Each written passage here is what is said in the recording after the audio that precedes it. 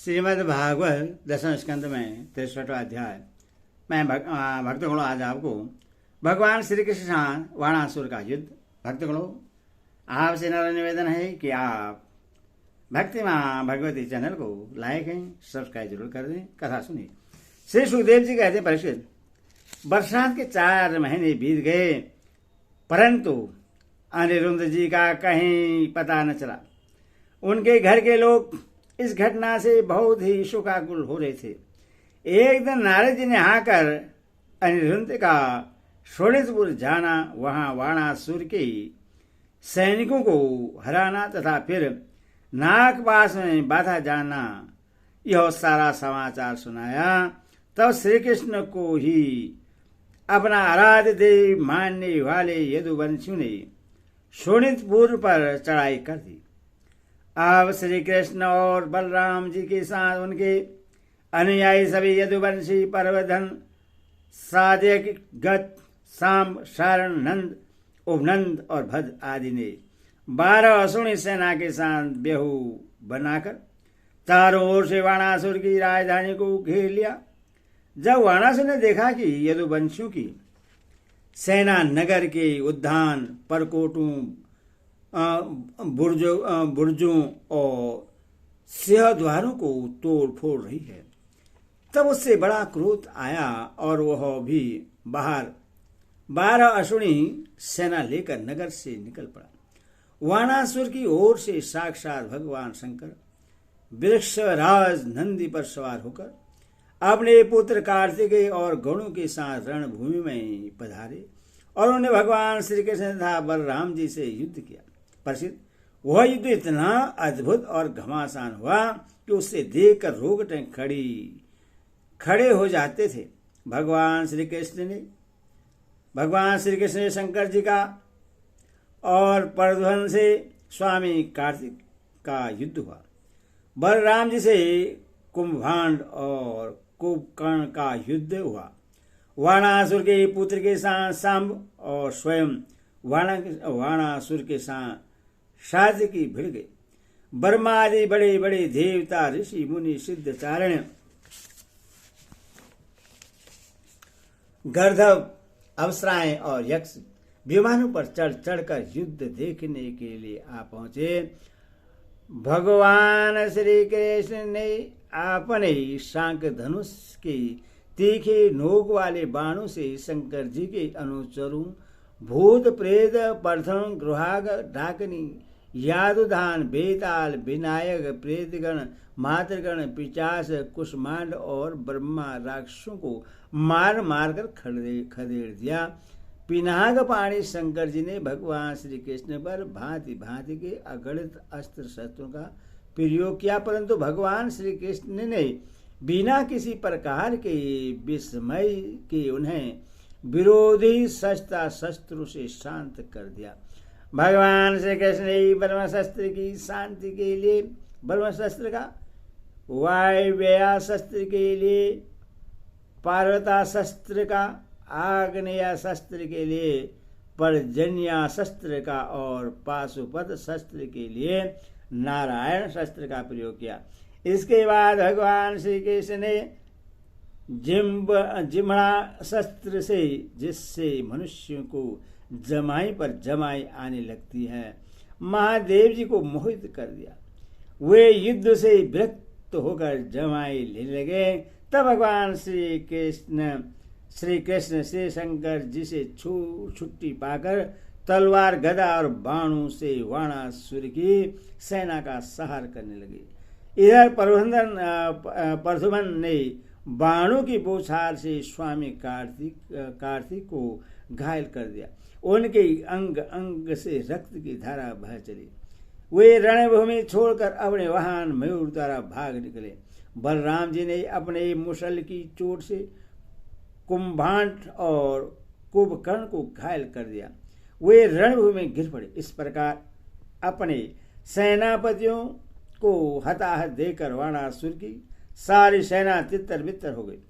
जब रथ पर सवार वाणासुर ने देखा कि श्री कृष्ण आदि के प्रहार से हमारी सेना तितर बितर और तहस नहस हो रही है, तब उसे बड़ा क्रोध आया उसने चिढ़कर साथी को छोड़ दिया और वह भगवान श्री कृष्ण पर आक्रमण करने के लिए दौड़ पड़ा। परीक्षित, रणोमत वाणासुर ने अपने 1000 हाथों से एक साथ ही 500 धनुष खींचकर एक एक पर 2-2 बाण चलाए, परंतु भगवान श्री कृष्ण ने एक साथ ही उसके सारे धनुष काट डाले और सारथी, रथ तथा घोड़ों को भी धराशायी कर दिया। एवं शंख ध्वनि की कोटरा नाम की एक देवी वाणासुर की धर्म माता थी। वह अपने उपासक पुत्र के प्राणों की रक्षा के लिए बाल बिखेर कर नंग धड़ंग भगवान श्री कृष्ण के सामने आकर खड़ी हो गए। भगवान श्री कृष्ण ने इसलिए कि कहीं उस पर दृष्टि न पड़ जाए अपना मुंह फेर लिया और वे दूसरी ओर देखने लगे। तब तक वाणासुर धनुष कट जाने और रथहीन हो जाने के कारण अपने नगर में चला गया। इधर जब भगवान शंकर की भूतगण इधर उधर भागे, तब उनका छोड़ा हुआ 3 सिर और 3 पैर वाला ज्वर 10 दिशाओं को जलाता हुआ सा भगवान श्री कृष्ण की ओर दौड़ा। भगवान श्री कृष्ण ने उससे अपनी ओर आते देखकर उसका मुकाबला करने के लिए अपना ज्वर छोड़ा। अब वैष्णवी और महेश्वरी दोनों ज्वर आपस में लड़ने लगे। अंत में वैष्णवी ज्वर की तेज से महेश्वर ज्वर पीड़ित होकर चिल्लाने लगा और अत्यंत भयभीत हो गया। जब उससे अनयंत्र कहीं त्राण न मिला, तब वो अत्यंत नर्मता से हाथ जोड़कर शरण में लेने के लिए भगवान श्री कृष्ण से प्रार्थना करने लगा। ज्वर ने कहा, प्रभु आपकी शक्ति अनंत है, आप ब्रह्मादि ईश्वरों के भी परम महेश्वर हैं, आप सबके आत्मा और सर्वस्वरूप हैं, आप अद्वितीय और केवल ज्ञान स्वरूप हैं। संसार की उत्पत्ति, स्थिति और संहार के कारण आप ही हैं। श्रुतियों के द्वारा आपका ही वर्णन और अनुमान किया जाता है। आप समस्त विकारों से ही रहित स्वयं ब्रह्म हैं। मैं आपको प्रणाम करता हूँ। काल देव, अदृष्ट कर्म, जीव स्वभाव, सूक्ष्म भूत शरीर, श्रुतात्म प्राण, अहंकार, 11 इंद्रियां और पंचभूत, इन सब का संघात लिंग शरीर और बीजा कुल न्यास के अनुसार उसके कर्म और कर्म से फिर लिंग शरीर की उत्पत्ति, यह सब आपकी माया है। आप माया के निषेध की परम अवधि है। मैं आपकी शरण ग्रहण करता हूँ। प्रभु आप अपनी लीला से ही अनेकों रूप धारण कर लेते हैं और देवता, साधु तथा लोग मर्यादों का पालन पोषण करते हैं। साथ ही उन्मार्गामी और हिंसक असुरों का संहार भी करते हैं। आपका यह अवतार पृथ्वी का भार उतारने के लिए हुआ है। पर हो आपके ही शांत, उग्र और अत्यंत भयानक दुष्ट और तेज ज्वर से मैं अत्यंत संतप्त हो रहा हूँ। भगवान देहधारी जीवों को तभी तक ताप संताप रहता है जब तक वे आशा के फंदों में फंसे रहने के कारण आपके चरण कमलों की शरण नहीं ग्रहण करते। भगवान श्री कृष्ण ने कहा, त्रिशिरा, मैं तुम पर प्रश्न हूं, अब तुम मेरे ज्वर से निर्भय हो जाओ। संसार में जो कोई हम दोनों के संवाद का श्रवण करेगा उससे तुमसे कोई भय न रहेगा। भगवान श्री कृष्ण के इस प्रकार कहने पर महेश्वर ज्वर उन्हें प्रणाम करके चला गया। तब तक वाणासुर रथ पर सवार होकर भगवान श्री कृष्ण से युद्ध करने के लिए फिर आ पहुंचा। पर वाणासुर ने अपने 1000 हाथों में तरह तरह के हथियार ले रखे थे। अब वह अत्यंत क्रोध में भरकर चक्रपाणी भगवान पर वाणों की वर्षा करने लगा। तब जब भगवान श्री कृष्ण ने देखा कि वाणासुर ने तो वाणों की छड़ी लगा दी है, तब वे छुरे के समान तीखी धार वाले चक्र से उसकी भुजाएं काटने लगी, मानो कोई किसी वृक्ष की छोटी छोटी डालियां काट रहा हो। जब भक्त वत्सल भगवान शंकर ने देखा कि बाणासुर की भुजाएं कट गई हैं, तब वे चक्रधारी भगवान श्री कृष्ण के पास आए और स्तुति करने लगे। भगवान शंकर ने कहा, प्रभु आप वेद मंत्रों में तात्पर्य रूप से छिपे हुए परम ज्योति स्वरूप परम ब्रह्मा हैं। शुद्ध हृदय महात्मा गण आपके आकाश के समान सर्वव्यापक और निर्विकार निर्लेप स्वरूप का साक्षात्कार करते हैं। आकाश आपकी नाभि है, अग्नि मुख है और जल बीज है। स्वर्ग सिर, दिशाएं कान और पृथ्वी चरण है। चंद्रमा मन, सूर्य नेत्र और मैं शिव आपका अहंकार हूँ। समुद्र आपका पेट और इंद्र भुजा है। धाना आदि औषधियां रोम है। मेघ केश है और ब्रह्मा बुद्धि प्रजापति लिंग है और धर्म हृदय। इस प्रकार समस्त लोक और लोकांतरों के साथ जिसके शरीर की तुलना की जाती है वे परम पुरुष आप ही हैं। अखंड ज्योति स्वरूप परमात्मन आपका यह अवतार धर्म की रक्षा और संसार की अभिवृद्धि के लिए हुआ है। हम सब भी आपके प्रभाव से ही प्रभावित होकर सातों भुवनों का पालन करते हैं।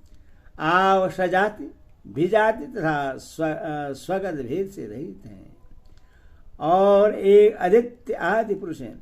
मायाकृत, जागृत, स्वप्न और सुषुप्त इन तीन अवस्थाओं में अनुगत और उनसे अतीत तुर्य तत्व भी आप ही हैं।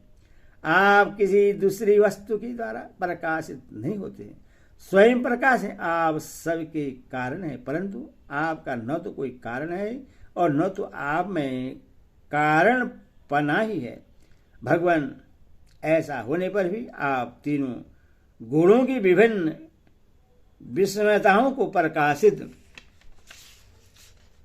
करने के लिए अपनी माया से देवता, पशु, पक्षी, मनुष्य आदि शरीरों के अनुसार भिन्न भिन्न रूपों में प्रतीत होते हैं।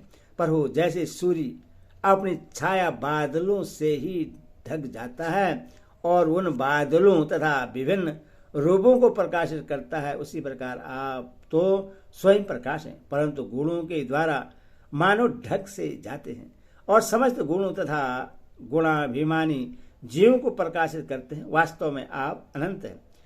भगवान, आपकी माया से मोहित होकर लोग स्त्री, पुत्र, देह, गेह आदि में आसक्त हो जाते हैं और फिर दुख के अपार सागर में डूबने उतारने लगते हैं।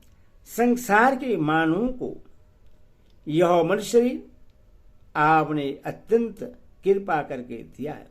जो पुरुष से पाकर भी अपने इंद्रियों को बस में नहीं करता और आपके चरण कमलों का आश्रय नहीं लेता, उनका सेवन नहीं करता, उसका जीवन अत्यंत शोचनीय है और वह स्वयं अपने आप को धोखा दे रहा है। पर हो आप समस्त प्राणी की आत्मा, प्रियतम और ईश्वर है।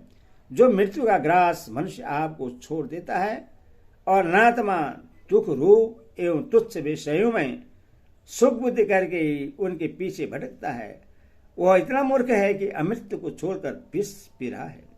मैं ब्रह्मा, सारे देवता और विशुद्ध हृदय वाले ऋषि मुनि सब प्रकार से और सर्वात्म भाव से आपके शरणागत हैं, क्योंकि आप ही हम लोगों की आत्मा, प्रियतम और ईश्वर है। आप जगत की उत्पत्ति, स्थिति और प्रलय के कारण हैं। आप सम परम शांत, सबके सुहृदय आत्मा और इष्टदेव हैं। आप एक आदित्य और जगत के आधार तथा अधिष्ठान है। हे प्रभु, हम सब संसार से मुक्त होने के लिए आपका भजन करते हैं। देव यह बाणासुर मेरा परम प्रिय, कृपा पात्र और सेवक है। मैंने इसे अभय दान दिया है। प्रभु, जिस समय इसके परदादा दैत्यराज प्रहलाद का आपका कृपा प्रसाद है,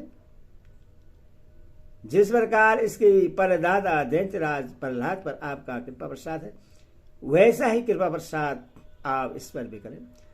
भगवान श्री कृष्ण ने कहा, भगवान, आपकी बात मानकर जैसा आप चाहते हैं मैं उससे निर्भय किए देता हूं। आपने पहले इसके संबंध में जैसा निश्चय किया था, मैंने इसकी भुजाएं काट कर उसी का अनुमोदन किया है। मैं जानता हूं कि वाणासुर दैत्यराज बलि का पुत्र है, इसीलिए मैं भी इसका बदल नहीं कर सकता। क्योंकि मैंने प्रहलाद को वर दिया है कि मैं तुम्हारे वंश में पैदा होने वाले किसी भी दैत्य का वध नहीं करूंगा। इसका घमंड चूर करने के लिए ही मैंने इसकी भुजाएं काट दी हैं। इसकी बहुत बड़ी सेना पृथ्वी के लिए भार हो रही थी, इसीलिए मैंने उसका संहार कर दिया है। अब इसकी 4 भुजाएं बच रही हैं, ये अजर अमर बनी रहेंगी। यह बाणासुर आपके पार्षदों में मुख्य होगा। अब इसको किसी से भी किसी प्रकार का भय नहीं है। श्री कृष्ण के इस प्रकार अभयदान प्राप्त करके वाणासुर ने उनके पास आकर धरती पर माथा टेका, प्रणाम किया और अनिरुद्ध को अपनी पुत्री उषा के साथ रथ पर बैठाकर भगवान के पास ले आया। इसके बाद भगवान श्री कृष्ण ने महादेव जी को सम्मति से वस्त्रालंकार भूषित उषा और अनिरुद्ध को एक अश्वनी सेना के साथ आगे करके द्वारका लेकर प्रस्थान किया। इधर द्वारका में भगवान श्री कृष्ण आदि के शुभागमन का समाचार सुनकर झड़ियों और तोरणों से नगर का कोना कोना सजा दिया गया। बड़ी बड़ी सड़कों और चौराहों को चंदन मिश्रित जल से शीश दिया गया। नगर के नागरिकों, बंधु बांधवों और ब्राह्मणों ने आगे आकर खूब धूमधाम से भगवान का स्वागत किया। उस समय शंख, नगारों और ढोलों की तुमुल ध्वनि हो रही थी। इस प्रकार भगवान श्री कृष्ण ने अपनी राजधानी में प्रवेश किया। परिचित, जो पुरुष श्री शंकर जी के साथ भगवान श्री कृष्ण का युद्ध और उनकी विजय की कथा का प्रातःकाल उठकर स्मरण करता है, उसकी पराजय नहीं होती है। हरि ओम तत्सत। शंकर भगवान की जय। बोल कृष्ण की जय।